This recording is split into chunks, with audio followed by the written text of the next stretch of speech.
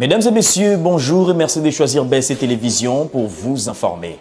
Les bureaux de l'Assemblée nationale affichent désormais complets. Vous le savez, le professeur André Mbata Mangou vient d'être élu au poste de premier vice-président de la Chambre basse du Parlement en remplacement de Jean-Marc Abound qui a démissionné de son fauteuil il y a quelques semaines. On écoute ici le président de l'Assemblée nationale, Christophe Mbosso, lors de l'annonce du résultat. Honorables députés, chers collègues, voici le résultat de vote au poste de premier vice-président de l'Assemblée nationale. Sur 439 votants, l'honorable candidat au poste de premier vice-président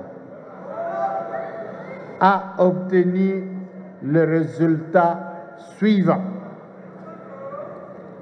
402 voix.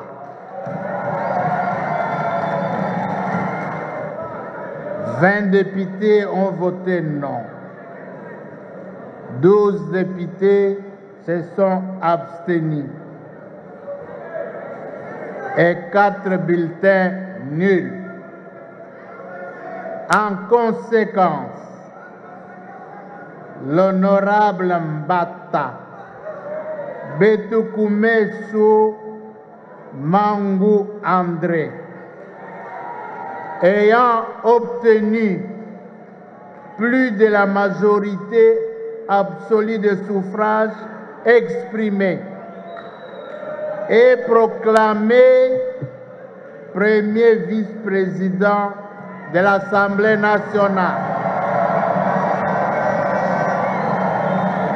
Conformément à l'article 28, alinéa 1er du règlement intérieur de l'Assemblée nationale. Très sincères félicitations. Peu après son élection au poste de premier vice-président du bureau de l'Assemblée nationale, le député André Mbata, professeur de son État, a tenu un discours rassembleur devant la plénière. À suivre. Honorables membres du bureau de l'Assemblée nationale, honorables députés et très chers collègues, ayant été élu premier vice-président de l'Assemblée nationale, avec un score jamais obtenu dans cet hémicycle, je voudrais, avant toute chose, dire mes remerciements à son Excellence, Monsieur le Président de la République, Félix Antoine Tshisekedi Tshilombo,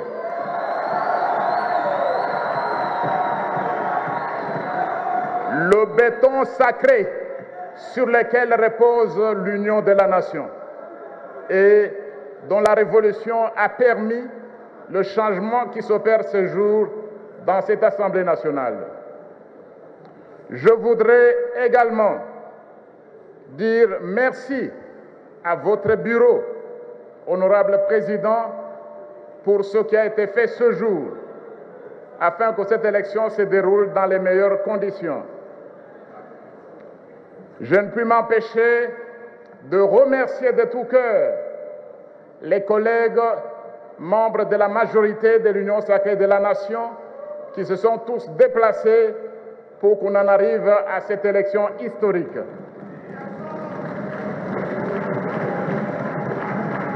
Je remercie également du fond du cœur tous les collègues membres de l'opposition qui, en ce jour, ont décidé de mettre fin au boycott sur la loi électorale et qui se sont déplacés pour venir me porter à la première vice-présidence de cette Assemblée. Je les remercie.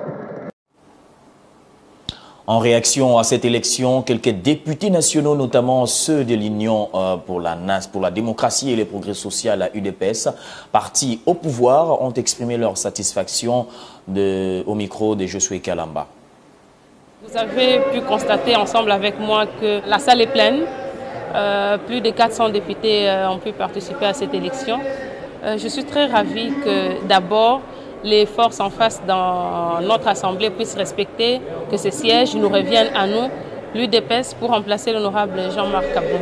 Il a ses prérogatives qui lui sont reconnues, il sait les devoirs qu'il attend, mais le seul conseil que je peux donner aux collègues, et nous avons déjà parlé au sein du groupe parlementaire CASH, c'est d'être ouvert, d'être accessible, d'être à l'écoute. En tant que coordonnateur des députés révolutionnaires, je ne peux que me réjouir de l'élection, brillante élection de professeur Mbata, qui est notre collègue, qui est aussi un des grands révolutionnaires, parce que c'est un mouvement qui regorge presque tous ceux qui ont lutté pour l'avènement de la nouvelle majorité au niveau de l'Assemblée nationale.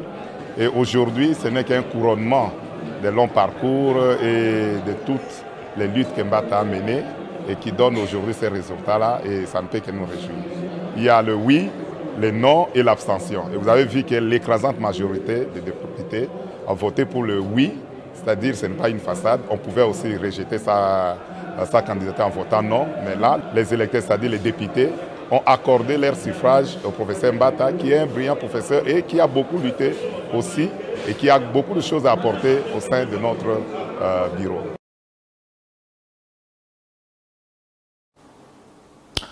Dans un autre sujet, en société, la route principale de Kimbantseke conduisant vers le marché et les cimetières de cette municipalité, déjà en état de délabrement très avancé, est coupée en deux après la pluie diluvienne qui s'est abattue sur la ville dans la nuit du 30 avril au 1er mai 2021. Regardez.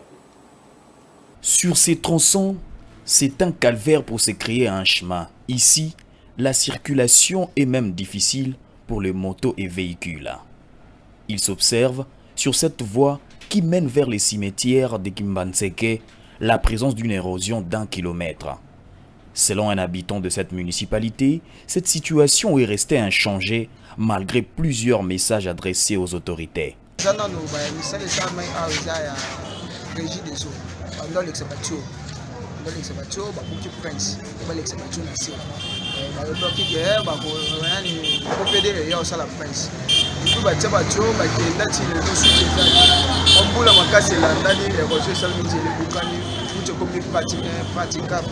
Cependant, un cri de détresse est lancé à l'exécutif provincial de Kinshasa pour la réhabilitation de cet axe routier qui se trouve dans cet état depuis une année.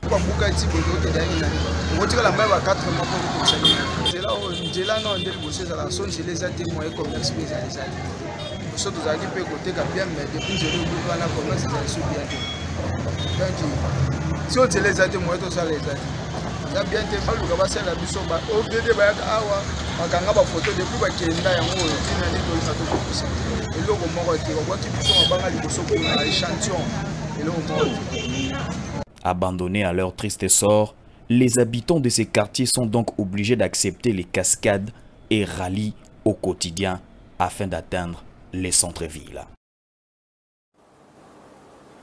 Voilà, ce bulletin d'information est terminé. Merci d'avoir suivi.